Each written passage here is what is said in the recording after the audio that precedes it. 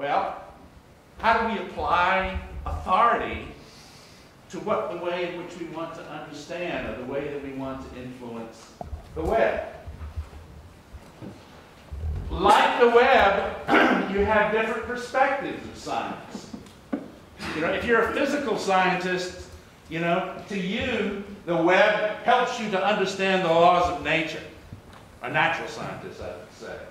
If you're a social scientist, you study relationships. And if you're a computer scientist, these top two groups would say computer science isn't really science. Because computer science is nothing but a collection of artificial artifacts that allow you to accomplish some goal. You're not necessarily applying any sort of natural laws.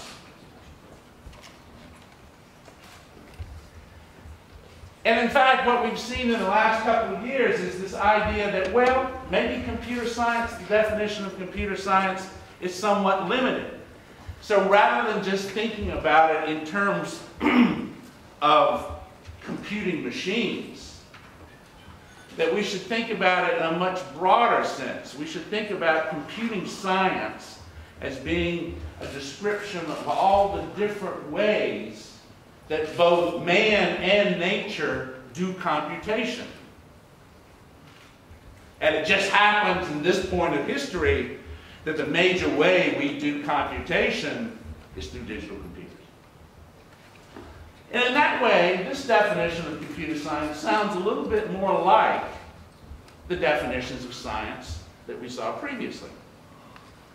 Now, here's an example from Ben Schneiderman, who's involved with the Web Science Initiative, about why web science is not computer science. And I'm not going to go through all of this list because I think you have them. But basically, you can see the definitions and the focuses in specific areas and the metrics that you use. For example, a computer scientist is going to talk about things like Moore's Law. The rest of the world may not understand what that means. But when you're talking about web science, everybody understands what page views are. And if you're on the web, you know that you want to get a lot of them. Right? And by the same token, in topics, computer networks versus social networks, technology versus applications. So you can see that what we're seeing here is, with respect to the web, we're looking at a whole new set of descriptors for defining the study of the web. It's not simply computer science. And I'm basically of the opinion that, yes, maybe the computer scientists invented the web or created the web, but it's time for them to let it go. It's time for the rest of the world to get involved in what's going to happen to the web in the future. So which one of these sciences explains the web? Because we know that the web isn't static, the world isn't static, and we also know that fields such as these are all influencing and continuing to influence the web. So this is why we need a new kind of science. Because we can't say that it's computer science. We can't say that it's a natural science. We can't say that it's a social science. And when you run out of those choices, you clearly have to invent your own science. And that's really what web science tries to do. So we can say that it's a new field. And it's multidisciplinary. And really what it tries to do is to understand the web as an entity. As an organism.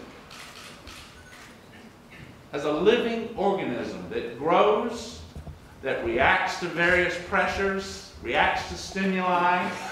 We don't necessarily concern ourselves with the details of how it's working, but the idea too is that how can we examine it, how can we understand it, and how can we possibly influence it or engineer it? Because that's what we do in science.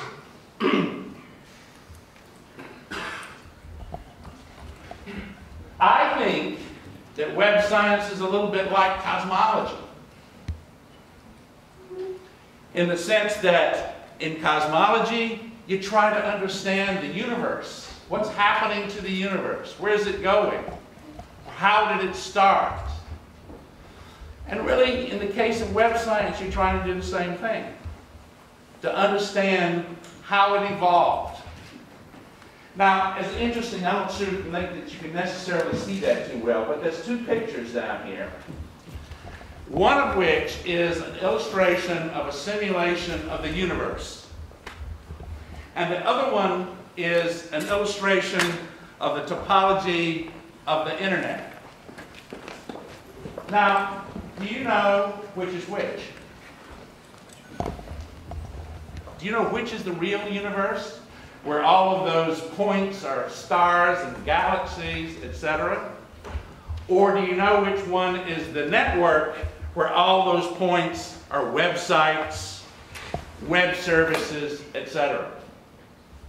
Because they look very similar. And in some ways they have a lot more description. And in some ways I also believe that we might know a lot more about the physical universe than we know about the web.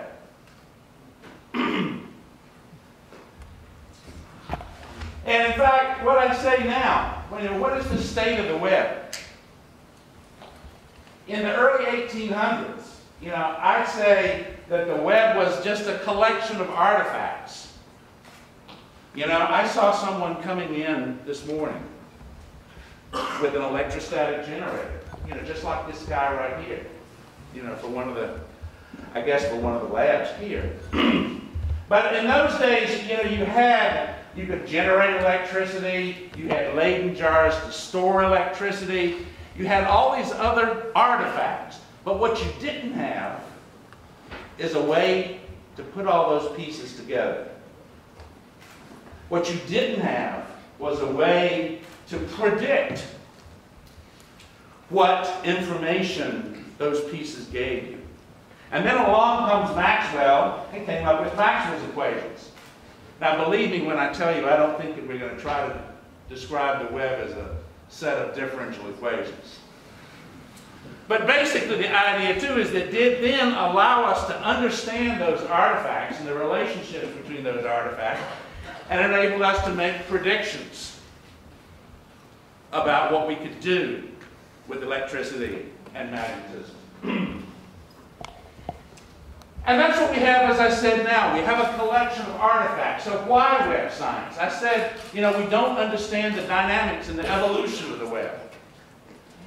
But what we do know is that if we don't try to influence it, it might have a mind of its own. And you can ask all the people who lost money in the dot-com bust. Because in that case, the web took on a life of its own. There's the deep and the dark web that we don't understand. The web that's hidden behind firewalls, that's hidden in databases. We really don't have any idea of the scale of the dark web. If someone tells you that there's 1 billion web pages on the planet, is there any way that anybody really knows that? You really have no way of enumerating. Once again, like in cosmology, I suspect that cosmologists think that they know how many protons there are in the universe. But we don't have any idea like that about how many web pages there are on the web. Scale, search. What percentage of web pages are indexed by search engines? Social interactions and web topology. So these are questions that we can't answer.